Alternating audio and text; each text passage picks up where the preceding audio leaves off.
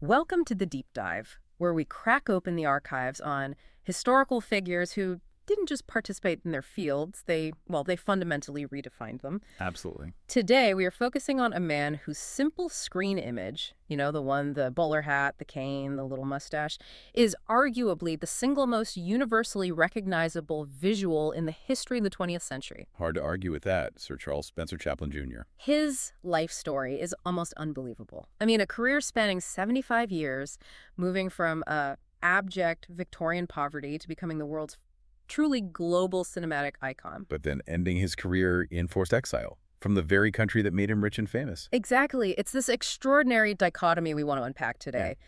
The beloved universal figure versus the controversial, ultimately banished artist. And the sources for Chaplin's life, they really give us an unparalleled look at one of the most astonishing human trajectories imaginable. Our mission today, essentially, is to trace this dramatic arc. How does a man raised in genuine destitution achieve this unprecedented level of artistic control in Hollywood? How did he use comedy, of all things, to tackle huge global political issues? And why did he end up paying such a high personal price for his views and, let's face it, his unconventional private life, particularly here in America? That's the core of it. So, just to set the stage, maybe with a fact that sums up the sheer distance he traveled. By 1918, Charlie Chaplin wasn't just famous. He was one of the world's best-paid, best-known figures, a total cultural phenomenon. Unbelievable wealth and recognition. Yet before he was even 9 years old, he had already endured 2 separate documented stints in a Victorian workhouse. 2 stints. It's staggering. That leap, from institutionalized poverty to global multimillionaire in less than 20 years, that's where we need to begin. It really is the definitive rags to riches narrative. So dramatic, actually, that his authorized biographer called it the most dramatic of all the rags to riches stories ever told. I mean, it wasn't hyperbole. Right. He was born in London, April 16th, 1889, and his life started utterly defined by that relentless harshness of Victorian poverty. The instability was immediate, right there in his family. His father, Charles Chaplin Sr., was largely absent, an alcoholic, sadly. Yeah, died young, too, didn't he? Only 38 from cirrhosis. That's right. Which left his mother, Hannah Chaplin. She used the stage name Lily Harley in this constant, desperate struggle to provide. Doing what she could, performing, nursing, dressmaking, anything. Anything. But it was never enough. And it was this constant financial collapse that pushed Chaplin into the institutional system. So young, too. Just 7 years old when he was first sent away. 7. To Lambeth Workhouse. And if you look at the records from that era, the conditions were just horrifyingly bleak, designed to bring people down. He later wrote about the Central London District School for Paupers as a forlorn existence. Just sounds soul-crushing. It was meant to be, stripping away identity. And the family was readmitted to the workhouse system again in 1898, forcing the boys into the Norwood schools for destitute children. So this wasn't just a temporary rough patch. This was his childhood, scarring institutional life. Absolutely. And the personal tragedies just kept piling on. When Chaplin was barely a teenager, just 14. He had to take his own mother to the infirmary. Yes, she'd suffered a relapse into psychosis. The sources suggest it was tragically caused by a combination of, syphilis and chronic malnutrition. Utterly devastating. And she never fully recovered. No. She was committed to care and remained institutionalized until her death in 1928. He carried that, It's almost impossible to imagine surviving that kind of childhood, let alone using it somehow as a foundation for a career built on making people laugh. But maybe that trauma is what fueled his singular focus on performance. It was an escape, wasn't it? Yeah. And a means of survival. He got an early start, right? That story about him stepping in for his mother on stage. Incredible story. He was just 5 years old, in Aldershot. His mother's voice failed, and apparently little Charlie just went out there and finished the set. Did impressions. Wow. At 5.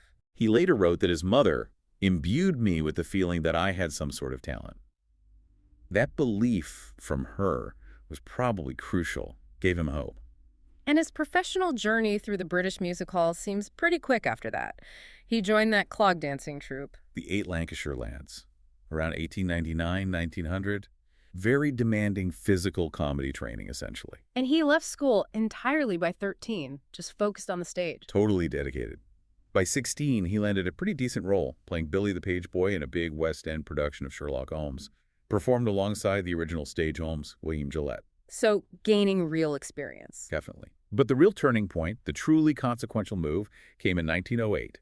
His half-brother, Sidney, who was also a performer, managed to get him an audition for Fred Carnot's company. Carter's company was a big deal, wasn't it? Known for comedy. Huge. Carnot was a master at spotting and training comedic talent. Stan Laurel was another one of his finds around the same time. What did Carnot make of him initially? Well, Carnot apparently saw him as a pale, puny, sullen-looking youngster. Didn't make a great first impression. Ha. But he must have proved him wrong. Oh, quickly. Chaplin moved from being basically an apprentice to a starring player in popular sketches like Jimmy the Fearless. He had that spark. And it was with Carnot that he first came to America, right? Exactly. He toured North America with the Carnot troupe. He perfected his famous role as the inebriate swell in this long-running sketch called Mumming Birds. Which they marketed over here as A Night in an English Music Hall. That's the one. And that U.S. tour was absolutely crucial. It put him directly in the sightlines of the burgeoning American film industry, which was centered in New York and then rapidly moving west. So Hollywood came calling. Well, Keystone Studios did. Yeah. In 1913, a representative saw him perform and invited him to join Mack Sennett's studio out in California. What was Chaplin's reaction? Was he keen on films? Not initially. He was a bit of a theatrical snob, really. He apparently dismissed Keystone's early films as just a crude melange of rough and rumble. All slapstick, no subtlety in his view. But the money must have talked. The money definitely talked. The opportunity was just too good to pass up, especially for someone with his background. Let's just underscore that financial leap again. He started at Keystone for, what was it, $150 a week? A respectable sum then, but nothing huge. $150 a week. But its impact on screen was so immediate, so powerful. Instantaneous. Keystone, and more importantly, the cinema owners, the exhibitors, realized audiences were coming specifically for him. So by the end of that first year, 1914, He seized the moment. He knew his value, demanded $1,000 a week. 1,000 from 150. Yep, and he got it.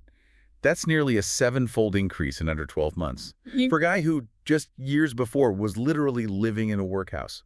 It's mind-blowing. It really is. And this meteoric financial rise happened at the exact same time he created cinema's most enduring character, the Tramp. The birth of the icon. And he described how he deliberately put that costume together, piece by piece, as a series of contradictions. Right, the baggy pants suggesting freedom, maybe even poverty, but then the tight coats striving for dignity. Exactly. The small bowler hat, but then those ridiculously large, floppy shoes. And the little mustache, crucial, small enough so it wouldn't hide his facial expressions, which were key to his comedy. He talked about a specific moment, didn't he, when he first put it all together? Yeah, a fascinating moment of artistic crystallization. He said he had no idea of the character he was playing until he got dressed. But the instant he was in those paradoxical clothes. The clothes and the makeup made me feel the person he was. I began to know him, and by the time I walked on stage, he was fully born. Fully born, just like that. An incredible description of creative discovery. And that persona debuted very quickly in Kid Auto Races at Venice, February 1914. That's the first appearance. Though interestingly, he actually filmed Mabel's Strange Predicament earlier, where he also wore the costume. But Kid Auto Races was released first. Okay. And he didn't always get along with the directors at Keystone initially, did he? No, he clashed quite a bit. He found the chaotic, purely improvisational style of someone like Mabel Normand, who directed him in Mabel at the Wheel, difficult. He nearly got fired after that film. But the audience saved him. The audience absolutely saved him. Exhibitors were clamoring for more Chaplin films. Yeah. The public response was just overwhelming. So Mack Sennett, the head of Keystone, had to listen to the box office. He had no choice, really. And this gave Chaplin, this complete newcomer, a staggering amount of creative leverage. So he started directing his own films, very early on. Amazingly early. He was allowed to direct his 12th film, Caught in the Rain. And after that, he directed nearly every single short he made at Keystone. And he was churning them out at an incredible rate back then. An almost impossible pace. About 1 film per week during that intense first year. He basically discovered that stardom, his connection with the audience, was the ultimate form of power in this new industry. Okay, so once Chaplin proved his sheer commercial clout at Keystone, he didn't just climb the ladder, did he? He essentially started rebuilding the ladder to his own specifications. That's a great way to put it. His move from Keystone to S&A Studios in late 1914, early 1915, that really solidified his financial independence. So money jumped again, right? Oh, yeah. He secured $1,250 a week, plus a hefty $10,000 signing bonus, which was just astronomical money back then. And critically, this move to SNA is where he began to slow things down a bit, take more time. Exactly. He started prioritizing quality over just the sheer quantity that Keystone demanded for the short film market. He wanted more control over the final product. And this allowed the Tramp character to evolve, didn't it? Move beyond the maybe slightly cruder Keystone version. Definitely. Some critics noted the early Tramp could be a bit mean, crude, and brutish at times.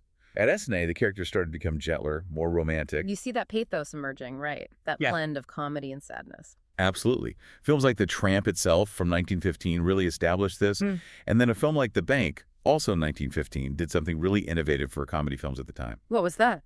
It had a genuinely sad ending, integrating that sense of melancholy, that pathos, directly into the slapstick structure. That was pretty groundbreaking. Audiences weren't used to crying at comedies. And this richer character, this blend of humor and heart, just exploded globally, didn't it? This Chaplinitis That is phenomenon. madness, total global phenomenon. Merchandise was everywhere, dolls, cartoons, songs, Chaplin look-alike contests, you name it. There was a study in 1917 calling him an American obsession. But it was bigger than that, wasn't it? He was cinema's first truly international, universally recognized star. Everyone knew the Tramp. Everywhere. Across language barriers, across cultures, the visual comedy was universal. And this worldwide adoration, it fueled just unbelievable wealth. When he signed with Mutual Film Corporation in 1916, The mutual contract, that was the big one, $670,000 a year. $670,000 a year. In 1916, he was 26 years old. It made him one of the highest paid people on the entire planet. Think about that journey from the workhouse again. It's just staggering. He apparently looked back on those Mutual years where he made films like Easy Street, The Cure, The Immigrant. He called them the happiest period of his career. He had incredible resources, creative freedom within Mutual's framework, and he produced 12, just absolutely brilliant, two real comedies. Many consider them his finest short works. But even that level of wealth and fame working at Mutual, it still wasn't enough for his drive for complete autonomy, was it? No, because ultimately the studios, even ones paying him that much, still held the final financial and distribution control. They owned the negatives, decided how films were released. So he made another revolutionary move in 1919, teaming up with other huge stars. The formation of United Artists, it was him, Douglas Fairbanks, the great action star, Mary Pickford, America's sweetheart, and the highly influential, though controversial, director D.W. Griffith. And this wasn't just another studio, was it? It was fundamentally different. Completely different. United Artists wasn't set up to produce films itself initially. It was conceived as a distribution company, owned entirely by the artists. So they could finance and produce their own films independently? Exactly. And then use UA to distribute them, bypassing the traditional studio system. It basically allowed the biggest stars in the world to take back the means of production and distribution. Guaranteeing themselves complete creative and financial control, eliminating the studio middleman. It's an unprecedented power play in Hollywood history. Hugely significant. And now, with that total control locked down via United Artists, Chaplin could really focus on longer, more ambitious projects, feature films. Yes, his first full feature-length film, distributed by UA, was The Kid in 1921. Runs about 68 minutes. And this one was deeply personal for him, wasn't it? Extremely personal. It was heavily influenced by the tragic death of his own infant son, Norman Spencer Chaplin, just days after birth, shortly before production began. You can feel that loss in the film. And also echoes of his own childhood, surely. The poverty, the threat of separation. Absolutely. His own experiences in orphanages and workhouses are woven into the story of the Tramp finding and raising the abandoned child, played brilliantly by Jackie Coogan. And it's remembered as one of the first films to really successfully, seamlessly blend that heavy drama, the heartbreak of potential separation with his signature comedy. It worked incredibly well. A massive success, critically and commercially. It proved features could handle that mix. He even tried to step away from the Tramp persona briefly, didn't he? With A Woman of Paris. Yes, in 1923, a very interesting experiment. It was a sophisticated, purely dramatic feature. He directed it, but only appeared in a tiny, uncredited cameo. It was intended as a vehicle for his longtime leading lady, Edna Purviance. Exactly. He wanted to show she could be a serious, dramatic actress. And critics actually praised the film for its innovative, subtle, restrained acting style. It was trying to move away from the more theatrical melodrama common then. But the audience. The audience rejected it, flat out. They wanted Chaplin the Tramp. They weren't interested in Chaplin as a serious director of dramas. It was a commercial failure. So a lesson learned there, that he and the Tramp were, in the public eye at least, inseparable. A hard lesson, perhaps, but a clear one. So he returned to the Tramp for his next UA feature, creating what many, including Chaplin himself at the time, considered his masterpiece, The Gold Rush in 1925. Inspired by the Klondike Gold Rush. Right.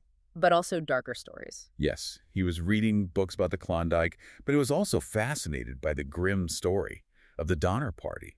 The pioneers trapped in the snow, resorting to cannibalism. That darkness underlies the comedy. And the production itself was huge for the time, cost almost $1 million. A massive budget in 1925, shot partly on location in the Sierra Nevada mountains. It resulted in some of the most iconic sequences in film history. The Dance of the Rolls, obviously. Classic. Unforgettable. And that incredibly famous, sort of heartbreakingly funny scene where the starving tramp cooks and eats his own leather boot, treating the laces like spaghetti. It's comedy, but it's also about desperation and survival. That Chaplin blend again? Perfectly. But just as Chaplin reached this absolute peak of silent filmmaking artistry and control, the entire industry was about to change fundamentally. The arrival of sound, the talkies, and Chaplin was deeply, deeply resistant. Why? Was it just artistic snobbery? Partly, perhaps. Yeah. He genuinely believed sound lacked the sort of poetry and artistry of silent film, the universal language of mime and gesture.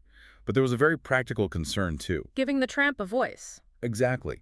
He feared that giving the Tramp a specific voice, with a specific accent, in a specific language, would immediately destroy his universal appeal.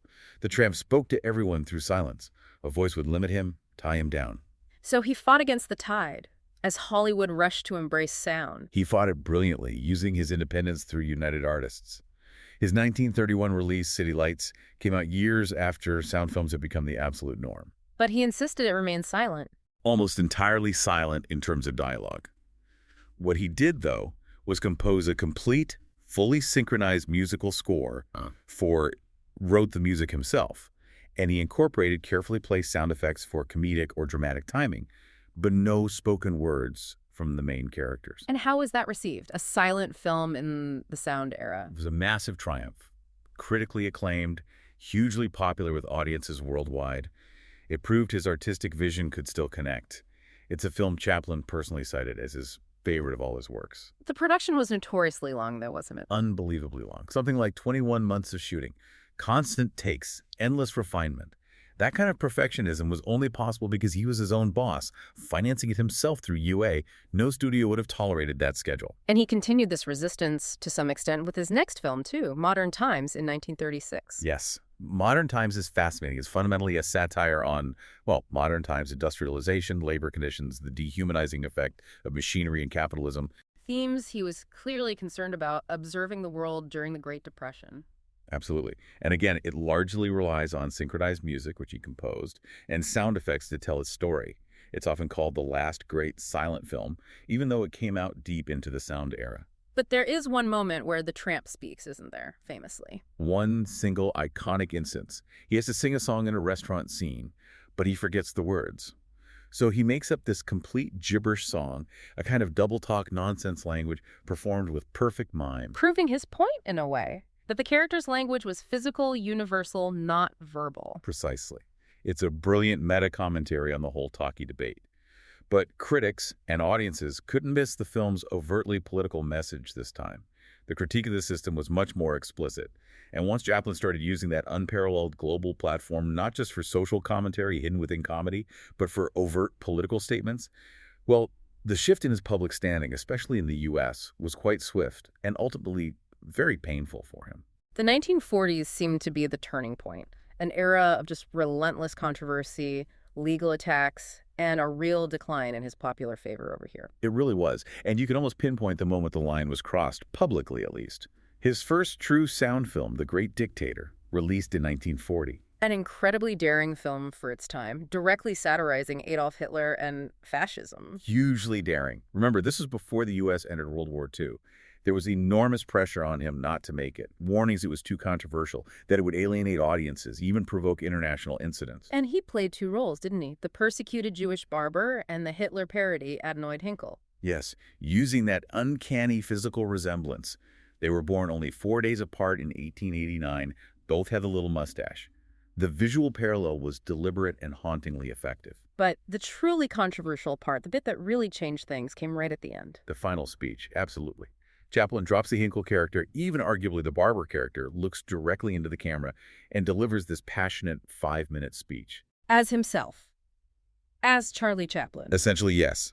Pleading for peace, for democracy, for humanity, railing against greed, hatred, and intolerance, directly attacking the dictators. And that was the point of no return, in a way. Film critics and biographers generally agree. That overt preaching, dropping the artistic veil between the performer and the citizen, irrevocably linked Chaplin to political causes in the public mind. People couldn't just enjoy the Tramp's comedy anymore. They were forced to confront Chaplin's own politics.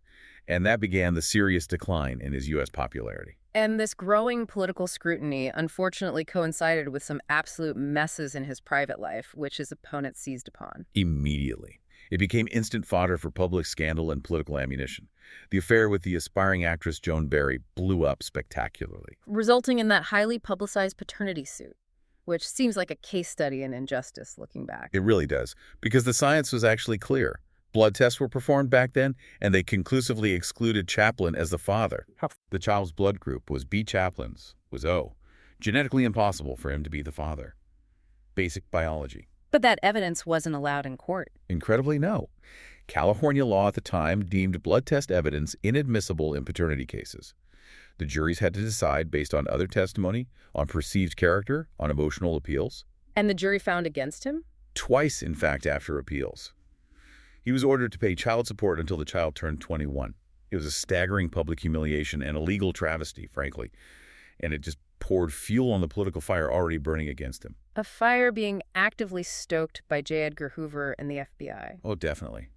Hoover had harbored deep suspicions about Chaplin's politics for years. Yeah. His perceived left-leaning sympathies, his attendance at functions supporting Russian war relief during WWII, his general anti-authoritarian stance.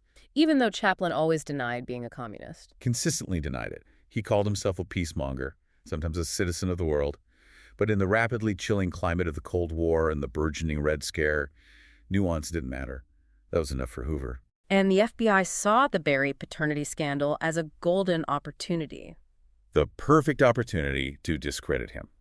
They launched a comprehensive smear campaign, feeding negative stories to sympathetic journalists like Hedda Hopper and Walter Winchell, aiming to destroy his reputation and paint him as morally bankrupt and politically dangerous. This even led to federal charges against him, didn't it, under the Mann Act? Yes, an almost unbelievably cynical prosecution. The Mann Act, originally designed to combat sex trafficking, outlawed transporting women across state lines for immoral purposes. And they charged Chaplin based on his relationship with Joan Barry? Correct. It was widely seen, even then, as what one biographer called an absurd prosecution, a clear attempt to use a law designed for something else entirely to persecute a political target on morality grounds. Was he convicted? No. Thankfully, he was acquitted of the Mann Act charges. Yeah. But the damage was done. The trial itself, the accusations, the relentless negative press, it caused catastrophic harm to his public image. It was compared to the Fatty Arbuckle scandal in the 1920s in terms of public relations disasters.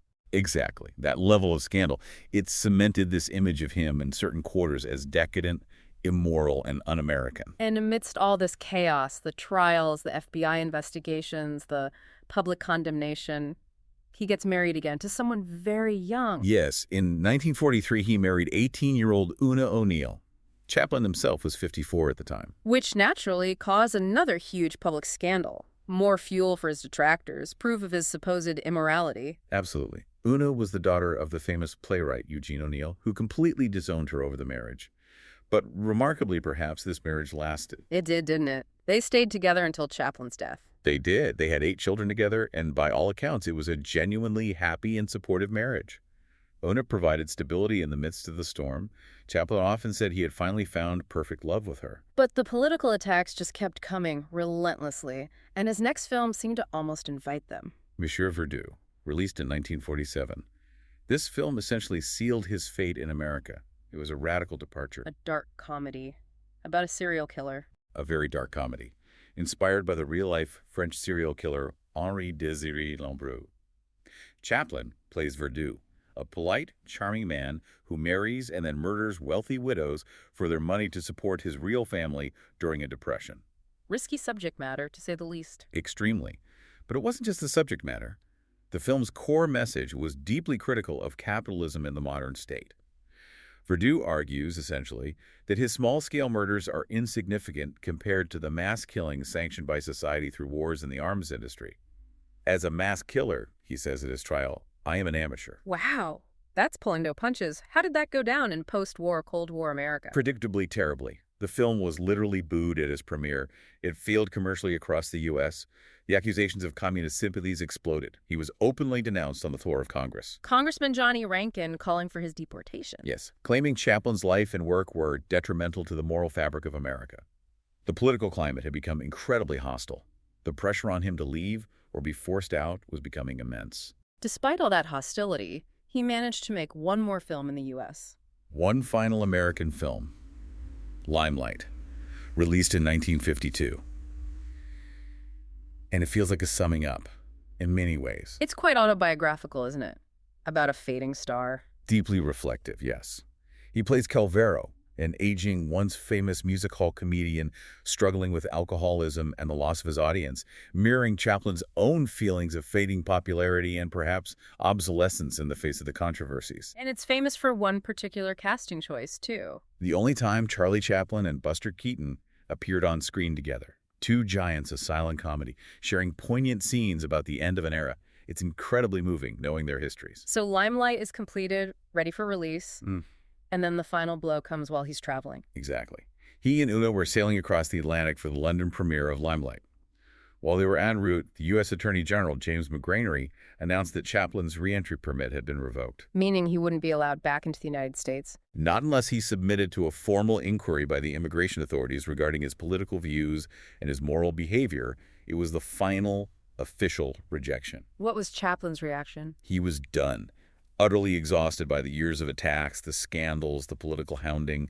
He famously declared he was fed up of America's insults and moral pomposity. So he just cut ties? Immediately. Yeah. He announced he wouldn't even try to go back under those conditions.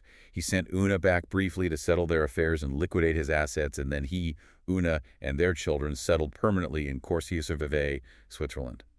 His exile began. And he channeled that bitterness, that sense of betrayal, into his next film, Made in Europe. Oh, yes. His 1957 film, A King in New York, is a direct and often quite bitter satire attacking McCarthyism, the paranoia of the Red Scare, celebrity culture, and American consumerism. It was his cinematic revenge in a way. It's fascinating to really get why Chaplin commanded such loyalty from audiences, but also attracted such controversy, and why he could even afford to go into exile. We probably need to dig into how he actually made his films. His process sounds unique. Absolutely unique and utterly dictatorial, which is key to understanding both his genius and, perhaps, some of the friction he caused. The reason he fought so hard for that artistic control, founding United Artists, was because his method demanded it. How so? What was so different? Well, primarily his reliance on improvisation. At least until The Great Dictator in 1940, he almost never worked from a completed script. No script for feature films. He'd start with maybe just a vague premise, a simple situation. Charlie enters a health spa or Charlie finds a baby. That might be it. So how did the film get made? Through an incredibly elaborate, time-consuming, and frankly expensive process of trial and error on camera. He would build the sets, bring in the actors, and then work out every gag, every bit of business, every story point right there on the studio floor. Filming it all as he went, experiment. Yeah. Constantly filming, experimenting, refining. He'd shoot scenes, watch the rushes, change things, reshoot. This resulted in those immense production periods that were just completely unheard of for anyone else at the time. We mentioned City Lights taking 21 months. What about The Kid? His biographer, David Robinson, calculated that for The Kid, Chaplin shot over 53 feet of film for every single foot that made it into the final cut. That's a shooting ratio of 53.1. Astronomical. Only possible if you own the studio, basically. Essentially, yes. Or have the complete financial backing and independence that United Artists afforded him.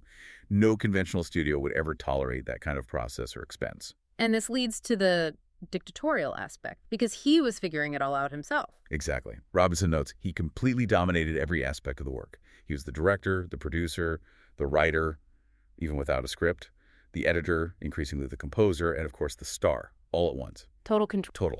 And he was an absolute perfectionist. Sources reveal he could lapse into intense frustration, sometimes becoming quite tyrannical on set, demanding his actors, even great talents like Buster Keaton in Limelight, or the child actors like Jackie Coogan, imitate his exact movements, his exact timing, his exact delivery. He wanted them to be extensions of himself. Pretty much. Mm. He knew exactly the effect he wanted, and he insisted on getting it, often by demonstrating it himself and expecting precise replication. Film historians really see him as one of the very first true auteur filmmakers because his personal vision was the absolute unchallenged center every single production. But that intense control, that singular vision, is also what created his unique style, right? That perfect blend of slapstick and genuine emotion. Unquestionably. His comedy, even the slapstick, was rarely just crude pratfalls. It was usually restrained, quite intellectual, often described as balletic. It was rooted entirely in the Tramp's character, that inherent dignity, that resilience, that almost poignant attitude he maintained, even when facing disaster or suffering. He had that great quote about ridicule being defiance. Yes. Ridicule, I suppose, is an attitude of defiance. We must laugh in the face of our helplessness against the forces of nature or go insane. Mm. Comedy as a survival mechanism, which makes sense, given his childhood. And his work always carried that strong undercurrent of social commentary, didn't it? Directly linked to his own life. Always. His early films often just implicitly highlighted the struggles of the poor, the marginalized, the immigrant people he knew. But later, especially from modern times onwards, the commentary became much more overt, much more political. Modern times taking on industrial conditions. The great dictator attacking fascism head-on. Monsieur Verdoux critiquing capitalism and war. And even after his exile, a king in New York, directly savaging McCarthyism in American consumer culture. His own life experiences were constantly feeding directly into his art. You mentioned the orphanage trauma in The Kid. His parents' troubled lives reflected in Limelight. His exile experience fueling a king in New York. It's all deeply autobiographical, even within the fiction. And we can't overlook his music. It's a significant part of his legacy, often underappreciated. Hugely significant. He was apparently a self-taught musician, became quite proficient on the piano, violin, and cello, passionate about music. And he started composing the scores for his own films. Yes, once sound technology allowed for synchronized scores, he took control of that too. Started with City Lights in 1931, he composed the music for all his subsequent films. And he even went back later and wrote scores for his earlier silent features like The Gold Rush and The Kid when they were re-released. How did he actually compose if he wasn't formally trained in notation? It was a fascinating collaborative process.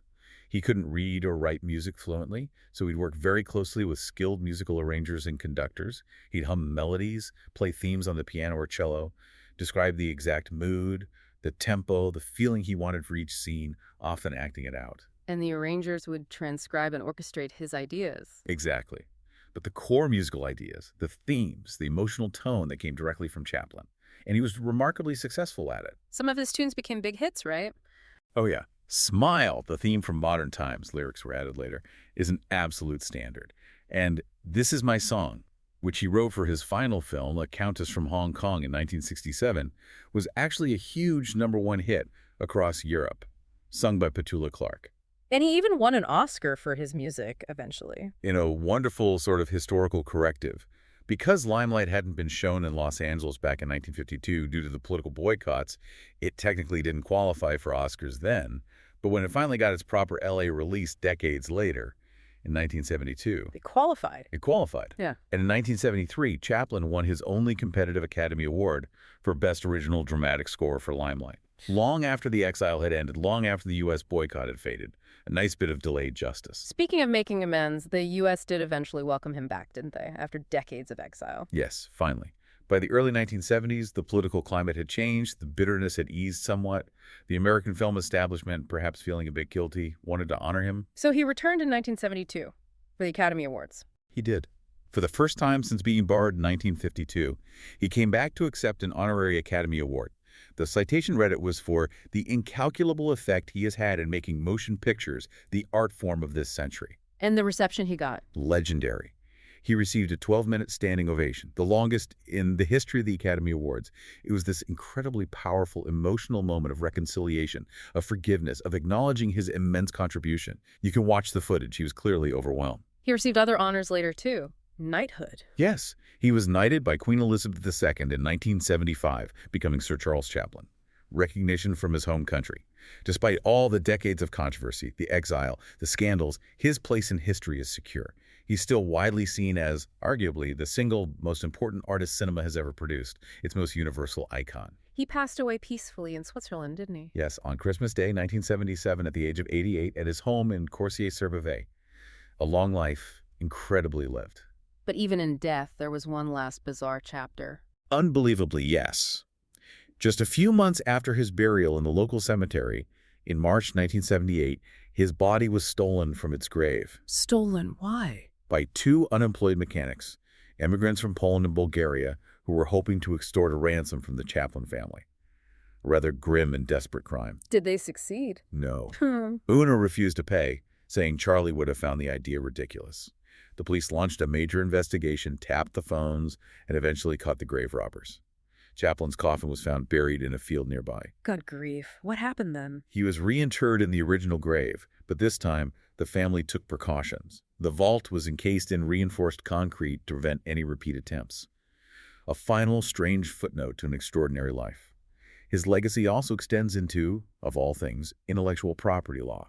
That 1928 lawsuit you mentioned, Chaplin v. Amador. Right. What was the significance of that? It established a really important legal precedent, one that still resonates today. The court essentially ruled that a performer's distinctive, highly recognizable persona in this case, the Tramp's specific costume, his unique way of moving, his mustache, his whole style, is entitled to legal protection. Protection from what? From deliberate mimicry intended to confuse or deceive the public. Basically saying you can't just copy someone's entire iconic act and pass it off as your own or imply their involvement. It helped define the idea that a performance itself, a persona, could be a form of artistic intellectual property. That feels incredibly fitting, doesn't it? Protecting his unique identity, because that identity, that blend of dignity and vulnerability, defiance and pathos, was the core of everything. Absolutely. He understood, maybe better than anyone, that his universal appeal embodied in the Tramp was his ultimate leverage. It allowed him to gain that unprecedented creative control, ensuring his vision, including his sometimes uncomfortable social commentary, reached the widest possible audience, even if it came at great personal cost. So the journey from being literally institutionalized in a London workhouse as a child to becoming arguably the most famous person on earth, a multimillionaire icon, only to be systematically rejected, effectively banished by the nation that largely built his fortune, primarily because he insisted on being an unapologetic social critic. Yeah. It's just one of the most astonishing dramatic narratives in modern history. Truly unparalleled. Yeah. The highs were higher, and the fall from grace in America was steeper than almost any other comparable figure. So, as you, our listeners, reflect on Chaplin's mastery, that incredible ability he had to make an audience laugh and cry, sometimes in the very same scene, and you think about the profound personal price he ultimately paid for his commitment to his art and to his political voice, maybe consider this. Well, In our own age, where artists, celebrities, public figures can face instant and often overwhelming public and political backlash for expressing views, how much absolute control does an artist truly need today to maintain their integrity and their voice? And is the purity of that artistic vision, that uncompromising stance, always worth the potential cost, whether it's public acceptance, career prospects, or, in Chaplin's extreme case, even exile?